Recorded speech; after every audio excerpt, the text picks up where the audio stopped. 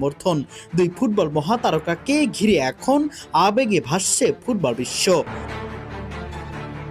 2026 FIFA বিশ্বকাপের শেষ 16তে নরওয়ের কাছে 2-1 গোলে হেরে টুর্নামেন্ট থেকে বিদায় নিয়েছে 5 বারের বিশ্ব চ্যাম্পিয়ন ব্রাজিল।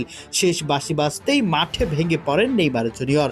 তার চোখের জল মুহূর্তেই ছড়িয়ে পড়ে সামাজিক যোগাযোগ মাধ্যমে এবং কোটি কোটি ফুটবল প্রেমীর হৃদয় ছুঁয়ে যায়।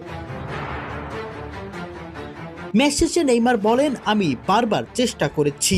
আমার যাত্রা শুরু হয়েছিল এই মেটলাইফ স্টেডিয়াম থেকেই, আর এখানেই আমি শেষ করলাম। এখন সব শেষ। ব্রাজিলের হলুদ জার্সিতে আমাকে আর কখনোই দেখা যাবে না। এই বক্তব্যের মধ্যে দিয়ে ব্রাজিল জাতীয় দলের হয়ে নেইমারের দীর্ঘ অধ্যায় এখানেই শেষ হলো। এদিকে দীর্ঘদিনের বন্ধু লিওনেল মেসিও নেইমারের প্রতি নিজের সমর্থন জানিয়েছেন। মেসি এক বার্তায় বলেন, নেইমার বিশ্বের অন্যতম সেরা ফুটবলার।